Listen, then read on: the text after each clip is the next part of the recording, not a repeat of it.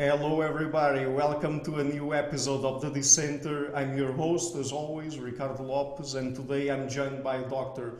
Ann-Sophie Barwich. She is Assistant Professor of History and Philosophy of Science and Cognitive Science at Indiana University Bloomington. She is a cognitive scientist and empirical philosopher and historian of science, technology, and the senses. And she's the author of Smellosophy, What the Nose Tells the Mind. We're going to touch on that topic a little bit toward the end of the conversation. But Dr. Barwich, thank you a lot for taking the time to come on the show. It's a pleasure to have you on. Well, thanks for having me. I'm looking forward to this.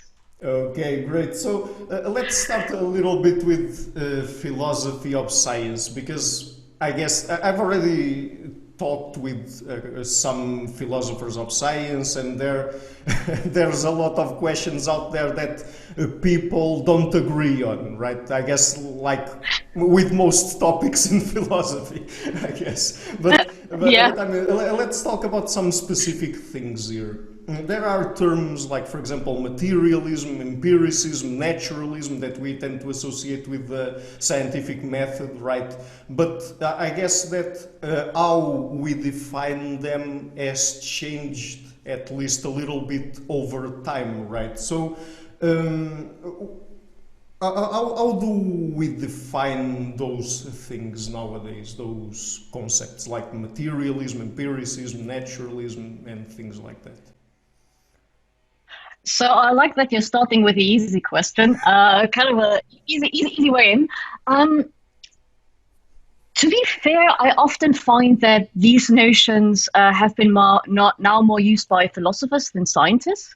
And quite often they're redefined depending on you could say, metaphysical ontology somebody adopts. So if you contrast, for instance, a philosopher of neuroscience such as Patricia Churchland, and look at the way she considers both materialism as well as naturalism, or as a scientific approach to materialism and like what things are composed of, versus, for example, the notion of materialism in panpsychist theories, such as recently being revived by Philip Joff.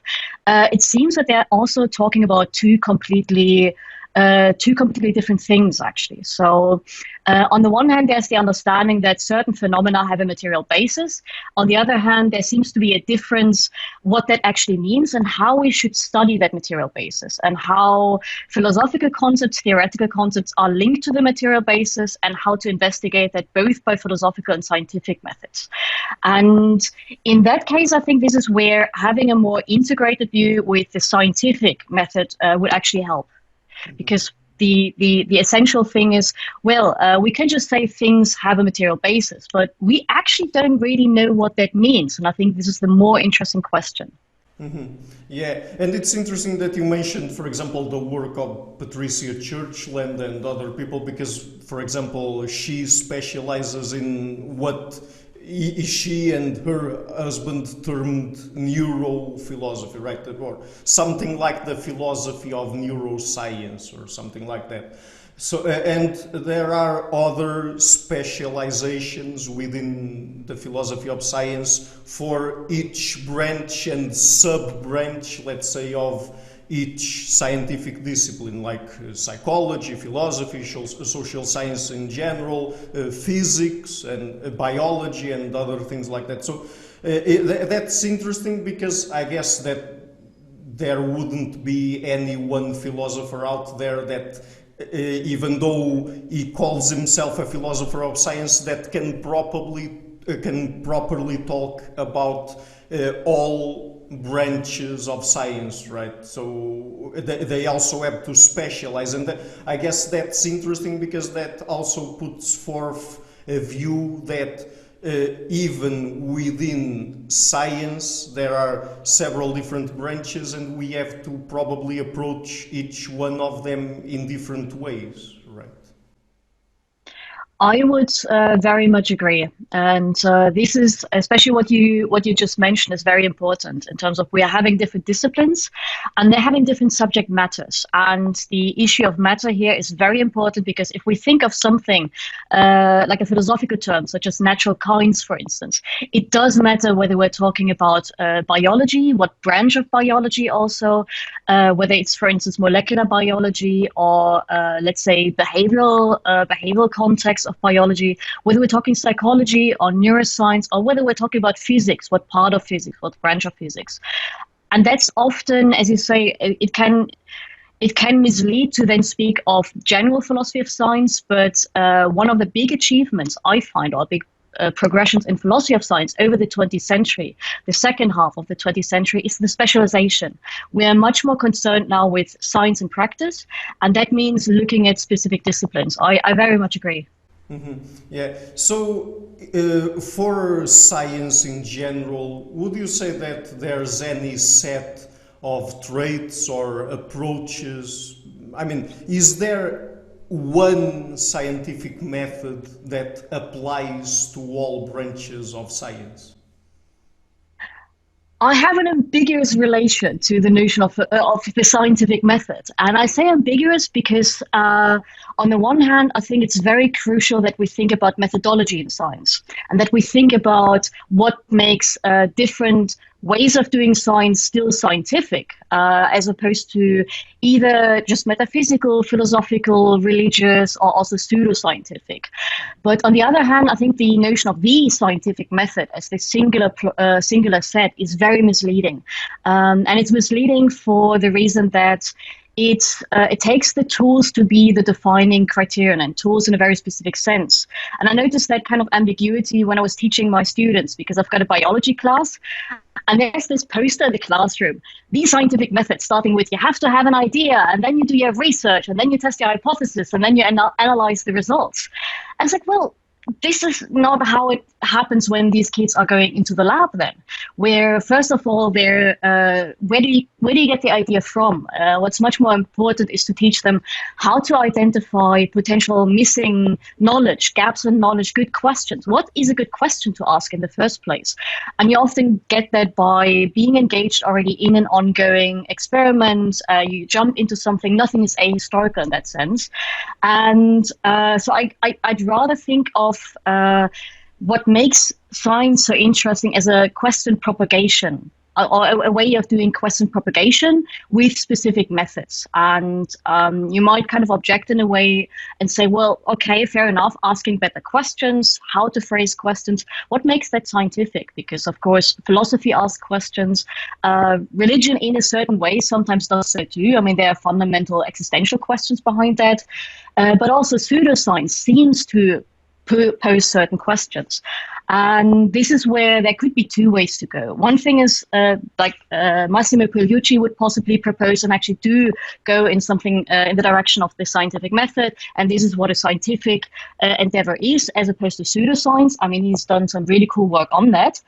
I think there's a second way, because unfortunately, I think this way, like this is how science works. You've got a testable hypothesis, you've got a empirically grounded program, etc. Unfortunately, gives sometimes certain pseudoscientific approaches too much credit by comparing them in a way that they often respond in a very specific fashion, namely, but you can't test everything in science either. And certain models are there, but they're not really proven, especially if we think of like super high level physics.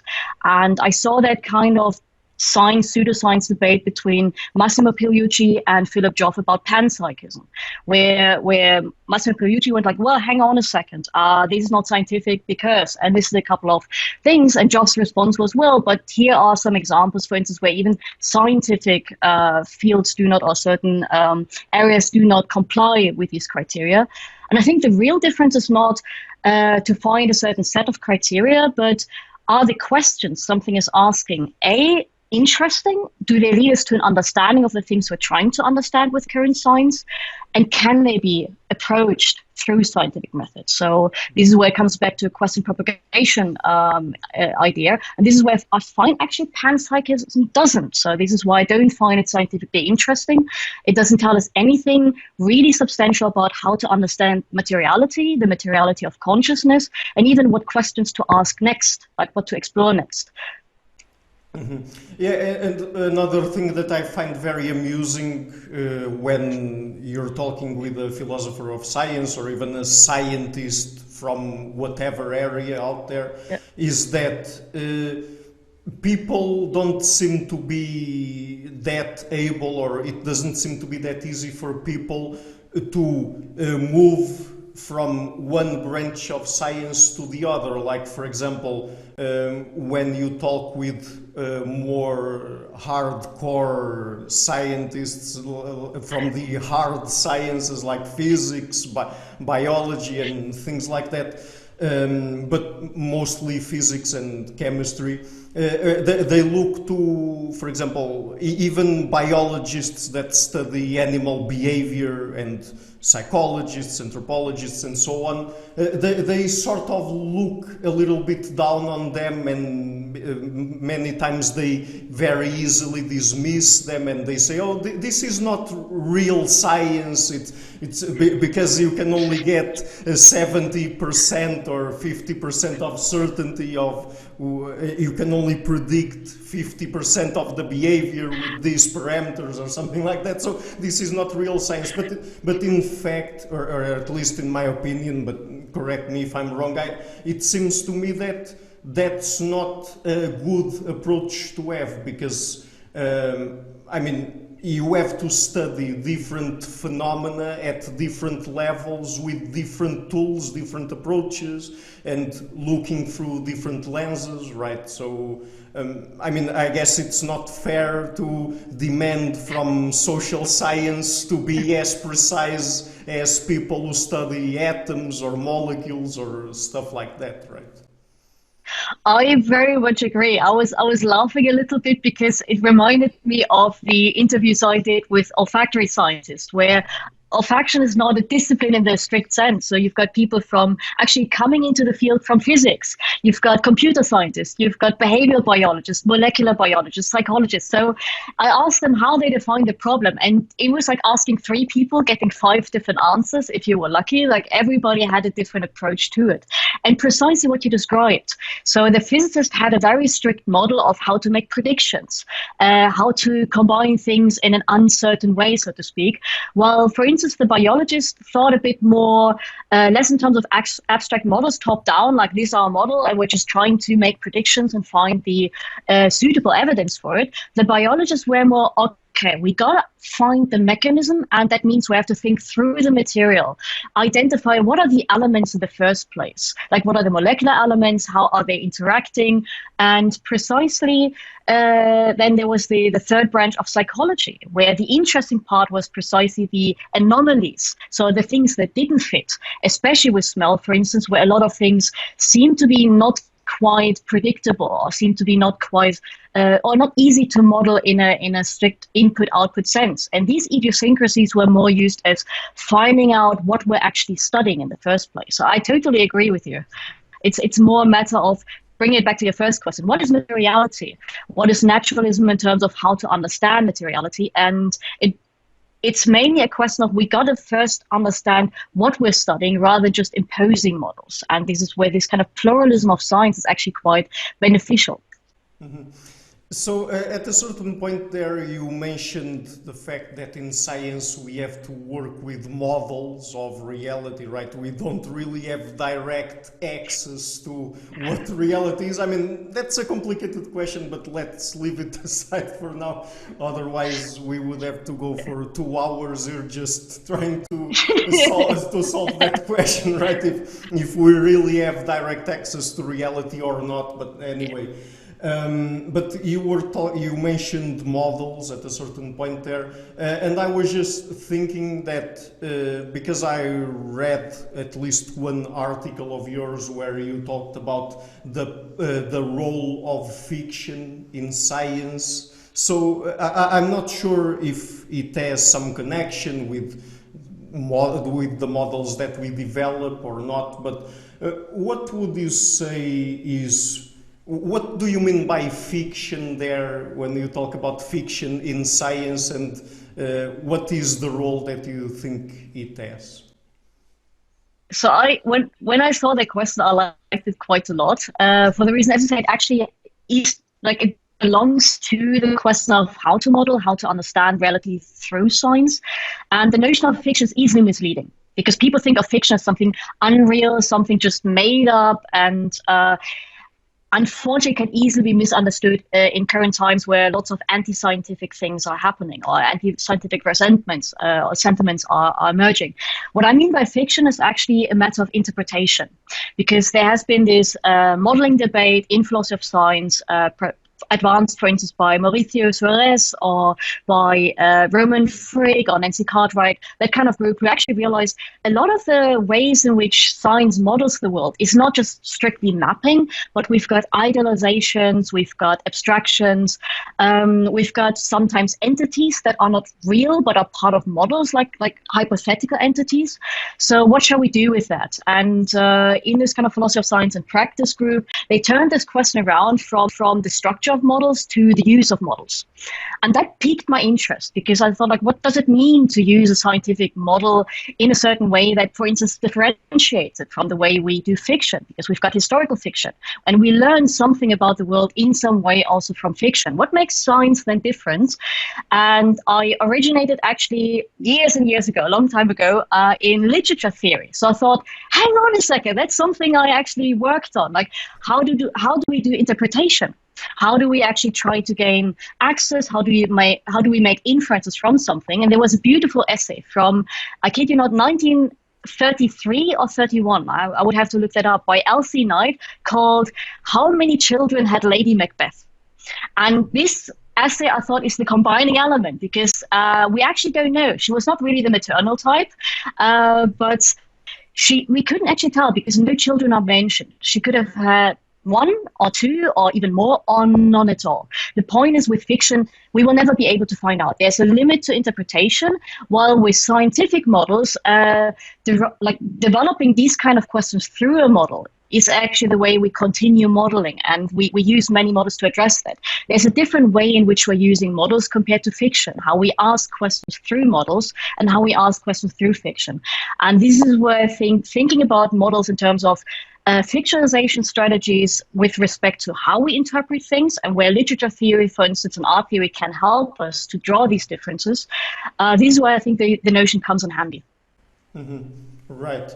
So, I mean, there's also a big question nowadays, particularly in the so-called soft sciences. I mean, things like social science mostly, but also some fields like biology and even some branches of physics where we've had a replication crisis, right? And I guess that raises many questions. And one of them, I guess, has to do with what we should consider success in science, or empirical success in science, right? So, and then we can also connect that with the question of failure, but that's for later. So, how do you think we should define empirical success in science?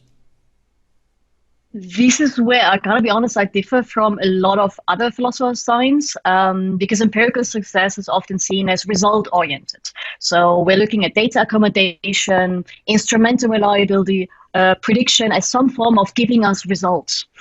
And the reason why I'm a bit more skeptical is Well, actually, this is not necessarily the best way to decide what a good model is and decide between models, for instance. And you mentioned the replication crisis. I actually don't think it's a crisis. And I think the whole popularization of, oh, the crisis here, etc., is a misleading understanding of what science is about.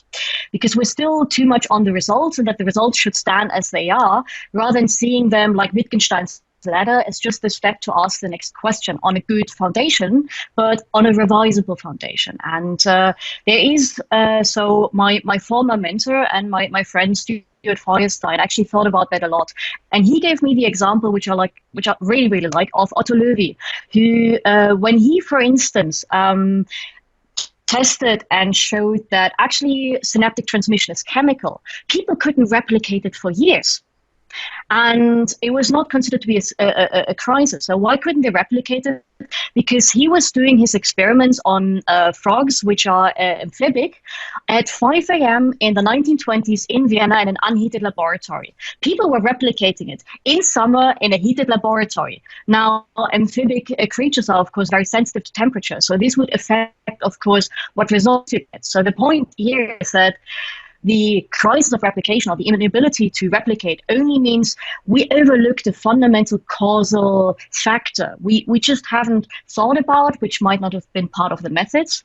So this is where thinking about empirical success is less about the results and the replication of results, but how can we actually derive new questions? So the success is more, can the way we achieve the model, we achieve the result, allow us to integrate it into the broader scientific field at the moment? Does it open up new questions? Is it productive as a question propagation model or question propagation device? I think we should more look at that rather than, okay, but this has the better results per se, because that can be misleading, especially when we've got model choice, like how do we choose between models? We can just do a list. Okay, this one is better here, this one has more predictive success, this has more reliability or whatever. I think the better question is to see to what extent, what questions does a model or a theory ask, and how does it allow us to ask more and better questions? Mm-hmm. Right.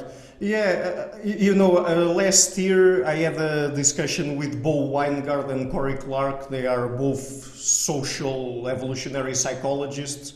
And at a certain point we were talking about the replication crisis, and myself and Bo Weingart, we had a minority opinion, because most people think that, particularly in psychology, the replication crisis is just a complete disaster. But we really don't think it is, because we said that basically we have to be careful and look into each specific branch of psychology, like developmental psychology, evolutionary psychology, social psychology, clinical psychology, and so on and so forth, and see where we failed the most. So, for example, we failed a lot in developmental, social, clinical psychology and stuff like that, but not so much in disciplines like behavioral genetics and evolutionary psychology and others like that. So I guess this also gives us a very good opportunity to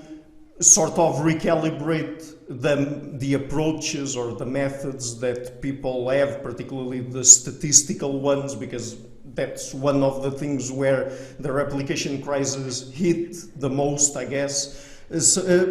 But I see these mostly as an opportunity, but there are people out there that say basically that, and most people agree with this position, that it's basically a disaster and we have to be much more careful, and that failure like this is not allowed. But I mean, I don't see things like that.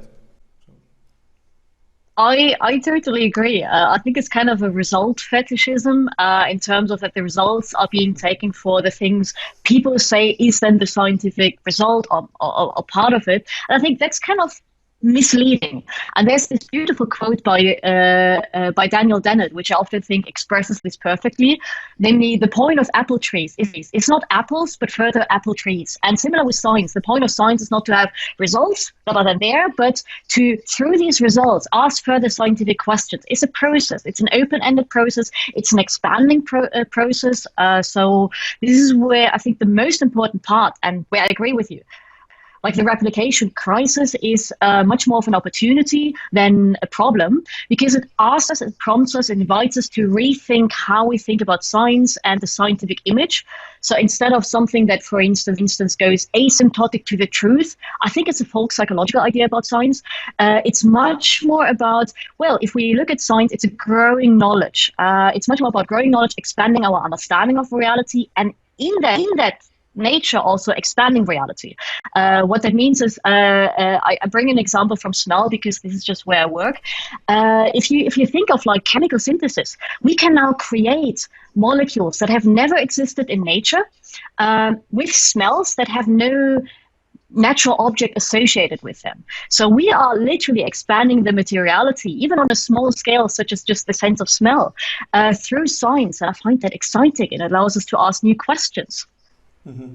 Yeah, and I guess that the other question here that the replication crisis revolves around is the one of failure in science, right? Because I guess that people, and particularly probably mostly people that work as editors in journals, right, in scientific journals, they tend to deal quite badly with negative results, or with results that don't replicate, or with results that are not some novel thing or something like that. So, and I guess that's one place where we have a big problem, because I really don't understand why people that are trained in science and the scientific method don't like negative results, because that at least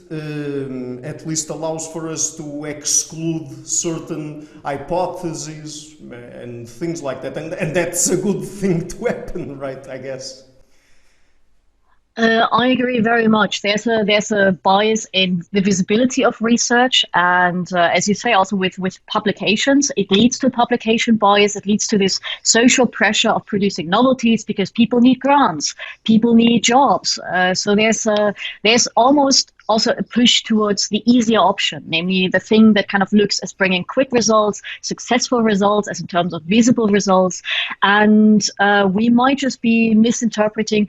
I have an example actually. So there's a very good example just showing how much that can skew between also the experts and the people reading about science, who get a complete different image from what's actually happening within the field. And that's there's an example of odors in different concentrations changing their quality. If you've got different blends of odorants, of chemicals with different concentration, they change quality fundamentally. But that's just a couple of examples. Most odors are stable. And I asked a colleague of mine, and he went like, well, because nobody ever would just go through different odorants in different concentrations, say, oh yeah, they smell all the same. Like, nobody would be stupid and boring enough to do that, so to speak, because it's very boring actually to do. But of course, if you've got an example where like, and here's the change, it looks spectacular.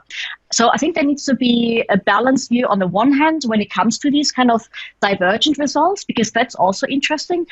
But in the context of it is a diverging result, we got to see, is it just a special case, or does it point us as a more general case? What's going on here? And I agree with you. I think the focus on publishable results as in positive results is very problematic.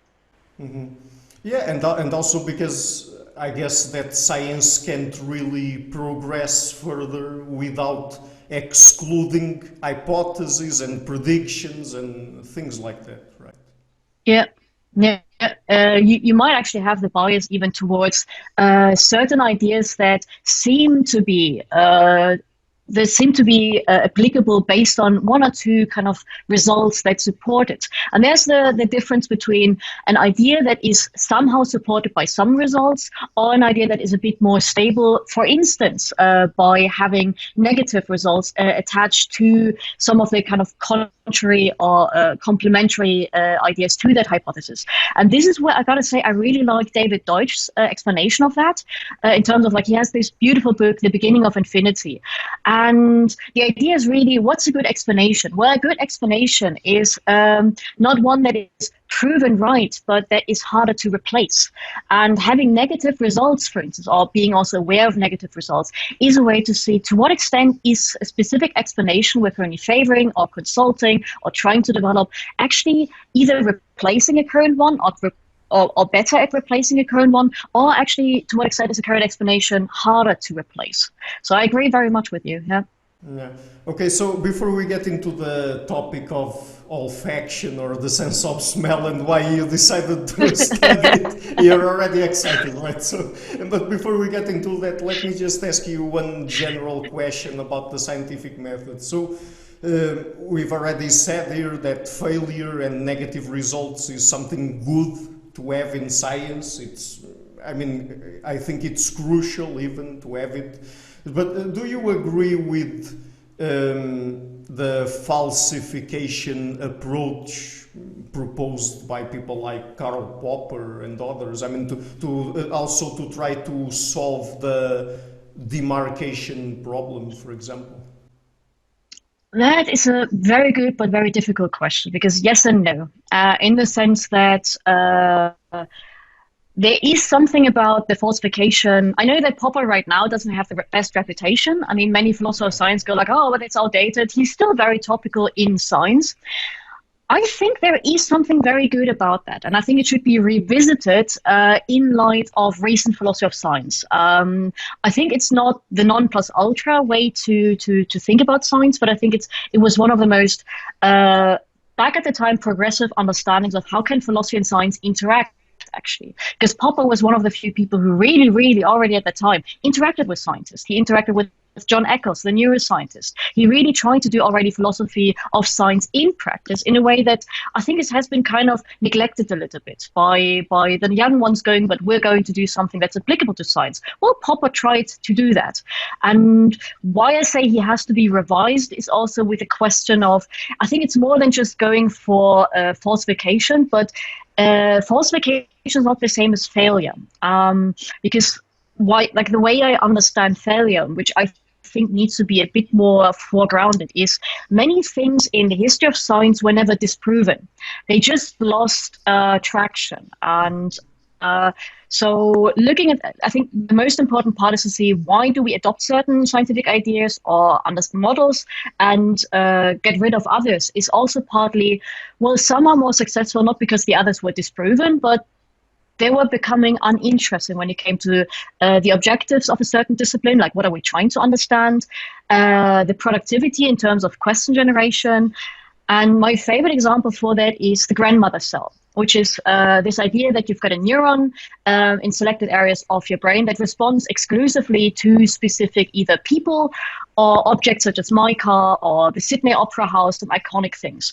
And it's still used in textbooks, and it's often introduced like, yeah, this is hypothetical and it's not really actual anymore, but it's never been disproven. But it's, in my case, a failed concept because it stopped generating new interesting questions. Some people try to still adjust it like, yeah, but this finding could be the grandmother cell if we just tweak it like that. But I find that an uninteresting way of doing science.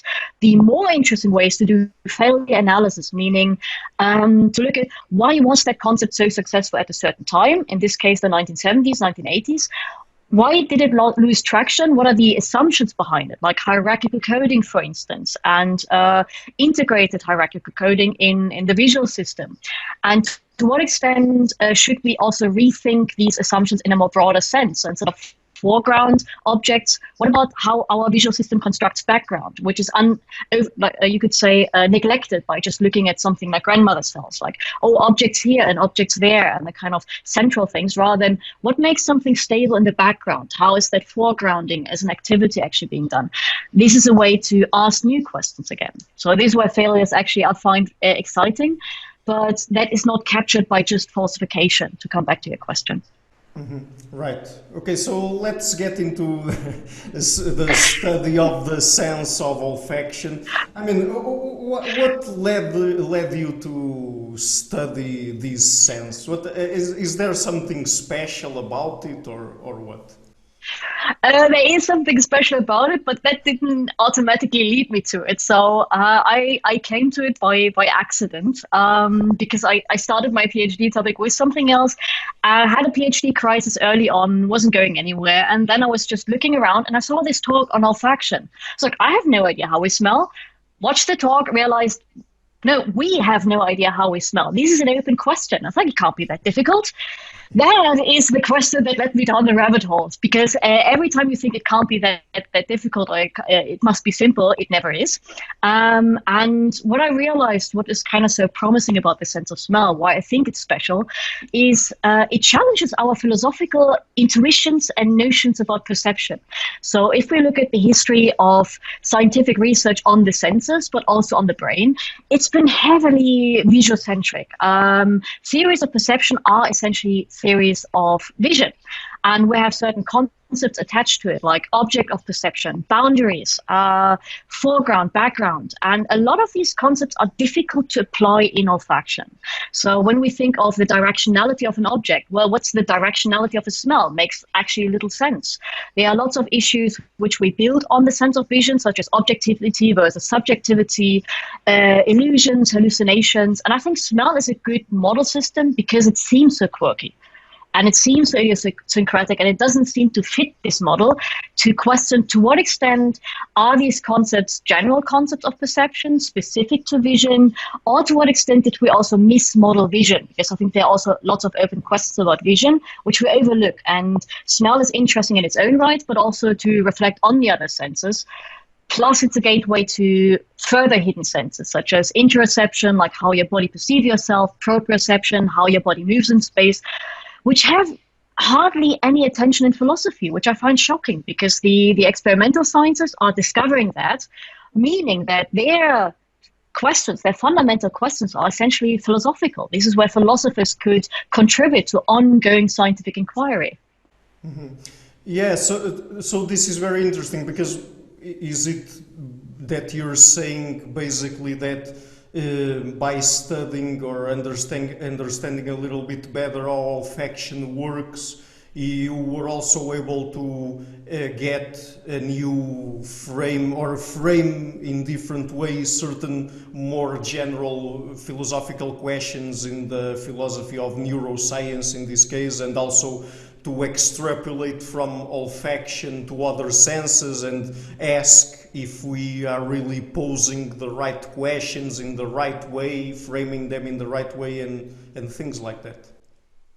Absolutely, on both accounts, both when it comes to understanding the brain and how to study the brain from a neuroscientific perspective, as well as how we think about the senses as perceptual elements. And when it comes to neuroscience, there is one specific feature of the olfactory brain that I think can help us to look beyond vision and the history of neuroscience, because most of the history of neuroscience has established, like in 20th century, second half of the 20th century, the mapping paradigm, because sensory cortices, primary sensory cortices, such as vision, but also if we think of audition and if we think of the somatosensory and the motor system, they're topographic. They have a very specific spatial arrangement of stimuli, where you can really look at, for instance, if you look at the auditory cortex, I can tell you, depending on where we see the activation, whether it's a high or low frequency. You don't have that with smell. There is no topography, there is no spatial pattern that would organize perceptual space onto neural space in the way that, for instance, it's applicable to audition, that is applicable to the visual system, or that also with the motor system. When you think of the homunculus, for instance, where we've got dedicated areas of neural space representing body parts. So this is where, for instance, your motor cortex represents your face, etc. You don't have that so much in vision, in olfaction. So I got interested in what does that tell us about the brain and how the brain actually makes sense of such things such as smells. And it's much more about associative learning. It's much more about contextuality. It's quite often more of in terms of measuring signals rather than just mapping input. So it gives us a new understanding of the brain that helps us to think more about how do we categorize things, especially if the stimulus is different from vision, for instance. Are there different coding elements when it comes to receptors? there are. To what extent is the behavioral purpose different? How does it connect to cognitive processes such as learning and memory? So this is the kind of neural side. And on the perceptual side, it allows us to ask or rethink traditional philosophical concepts, such as objectivity and subjectivity. In vision, we think, well, objective is clearly what we all see, what we describe with the same words, and subjective is what's the personal kind of diverging experience, which is hard to pin down to a general causal mechanism or general material thing. And smell seems to be super subjective. This is why it was neglected so much, because we all smell things differently. Even we ourselves can experience the same smell as being different depending on whether you're hungry or angry or hungover or pregnant or whatever. And what I realized is, hang on a second, we are actually, by that, you could say, folk psychological or pre-scientific understanding of objectivity versus subjectivity, we are excluding the thing we should study, namely the causal mechanisms that give rise to this kind of divergence of variety. And it turns out with smell that actually there are good material reasons why there's divergence, such as genetics, for instance, like different, like the olfactory system is one of the most genetically diverse systems, which links to differences in perception, like receptor sensitivity, etc. So smell helps us to rethink that what we describe as objective and subjective. So instead of the input-output relation, to look at the causal mechanisms in between, actually linking the two. Mm-hmm.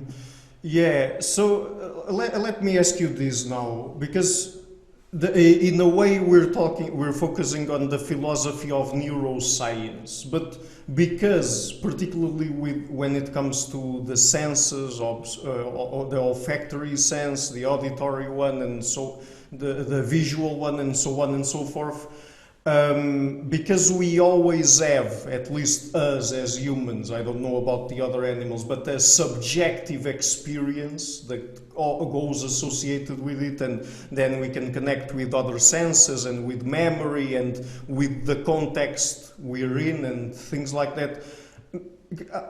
Are we really able to strictly separate the philosophy of neuroscience or neurobiology even from philosophy of mind in this case?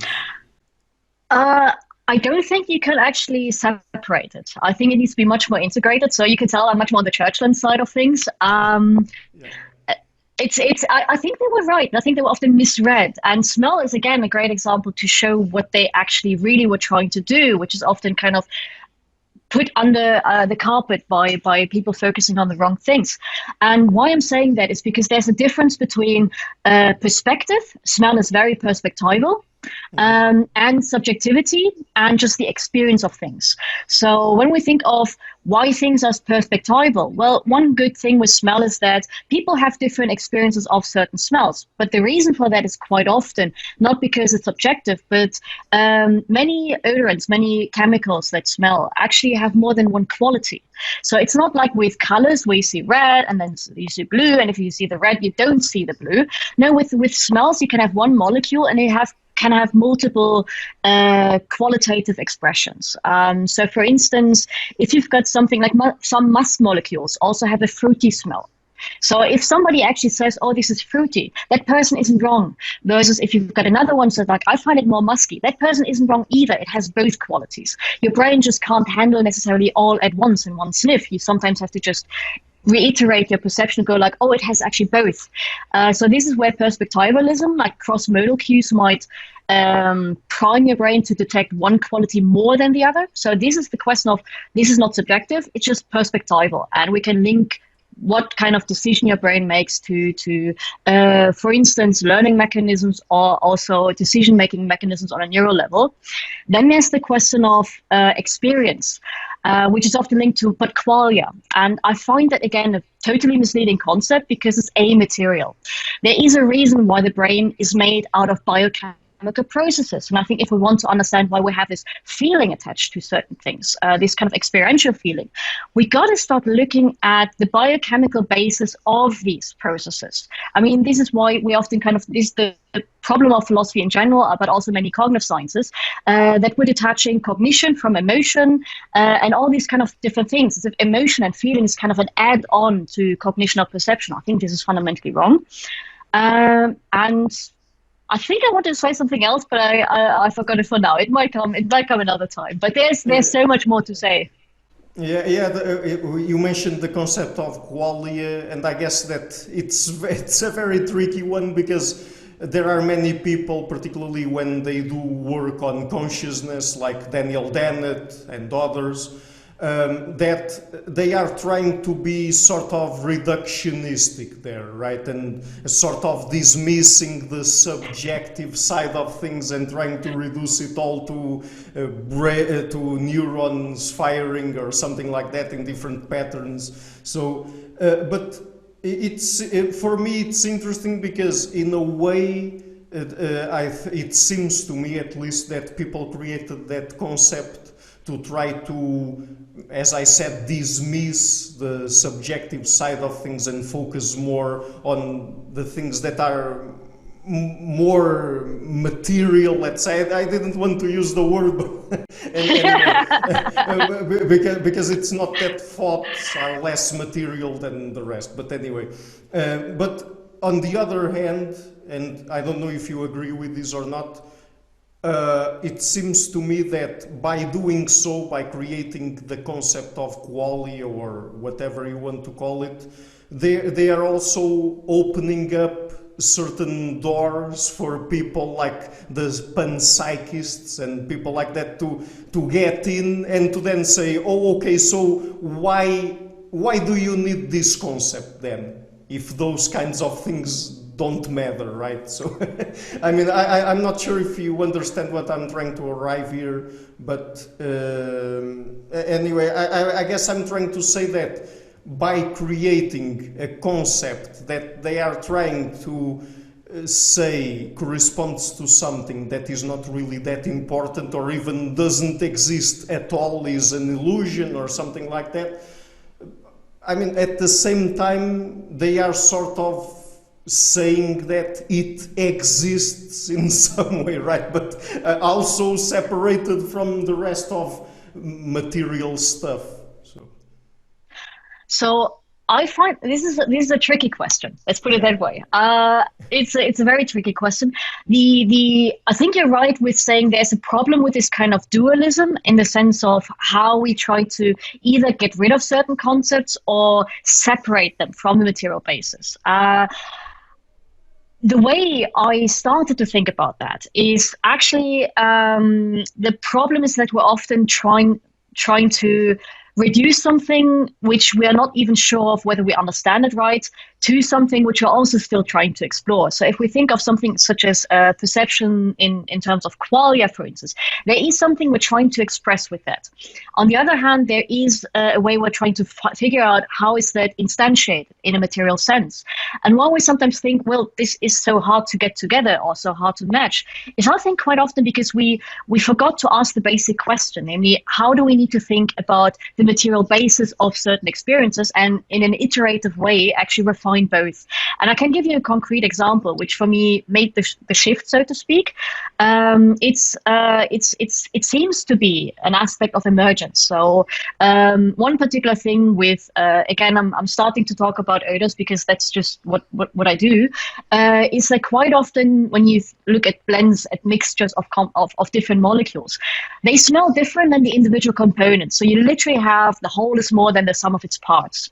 And that was kind of seen, oh, that's a proof for emergence. It's like there's something different between, the molecules, the material basis, and your perception. Like there's something subjective or something that cannot be explained materially. What people forgot is, hang on a second, maybe we're modeling the wrong thing. So how are these molecules actually coded by the sensory system? Looking at the receptors, looking at how the brain then makes sense of what the receptors are detecting and coding. And the lab I was from actually published a study a couple of days ago, like this Thursday actually, showing that there is actually a molecular mechanism explaining these kind of enhancement or suppression effects. So it brings it back to a molecular basis while also actually doing both things, validating and making these mixture perceptions real. This is a real phenomenon, that the whole is more than the sum of its parts, but also materializing it. There is a mechanism behind it, making this whole, can it be just simply reduced to one thing? No, it's an interaction, it's a process thing, versus, but it's separate from material. This is the wrong question. We got to look at processes more than just material, concrete things, but these processes are materialized. So there is a form of reduction happening here.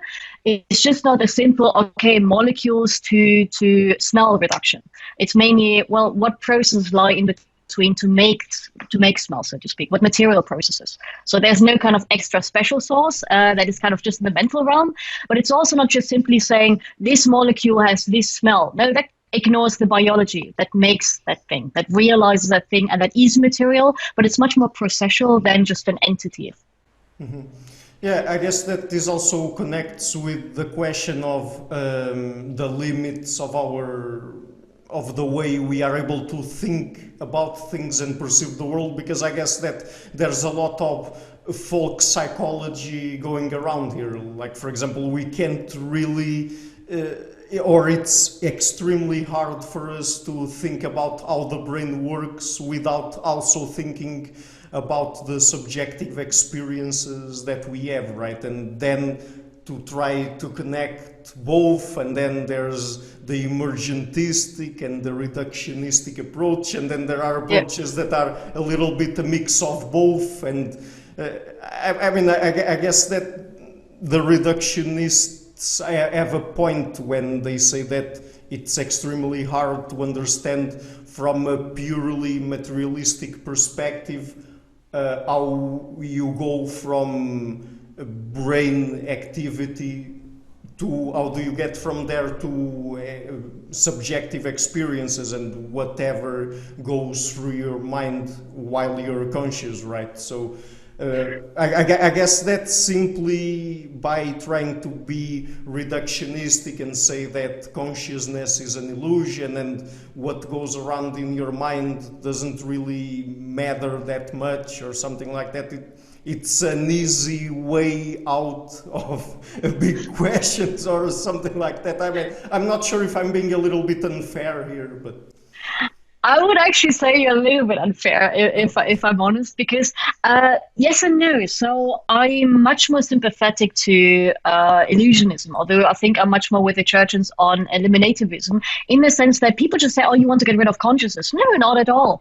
It's much more, we have so many concepts about our mental phenomena that, as you say, are often based on pre-scientific understandings, folk psychological ideas, and we should actually look at what is it that we're trying to study through, like, for instance, through neurobiology, through neuroscience, because it often shows us, hang on a second, we might have misunderstood something. Smell was constantly misinterpreted based on folk psychology, based on introspection, based on armchair philosophizing.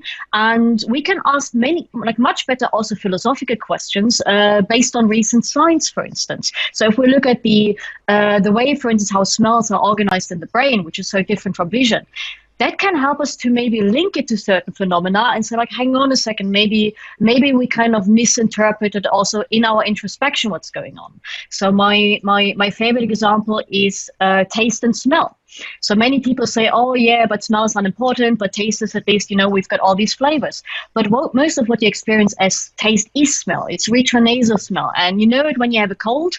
So even if somebody like Immanuel Kant, who must have had a cold in his life, couldn't get the causality right.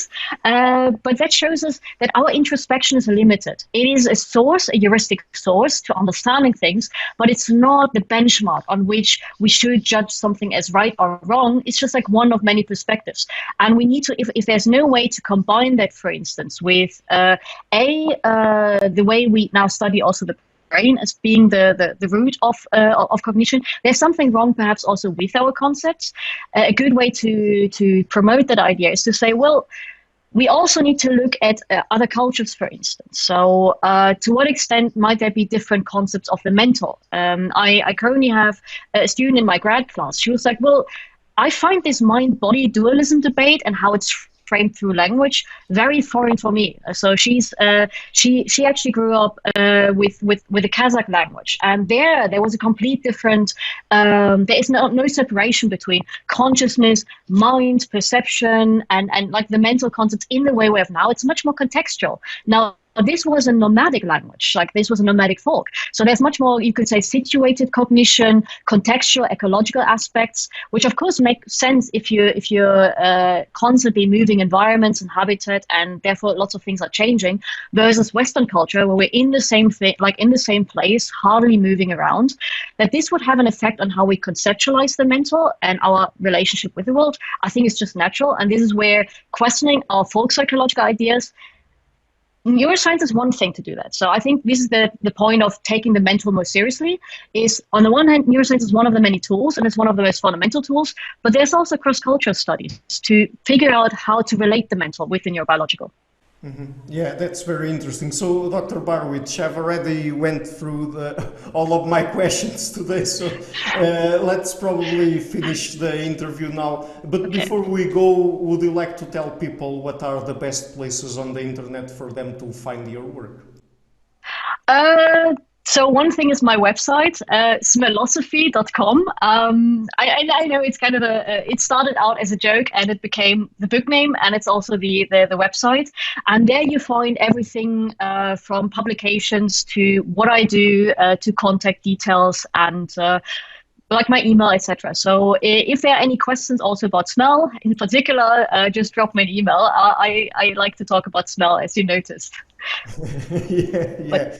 Okay, so I will be leaving links to your work and also to your book in the description box of the interview, so that people can go and check it out.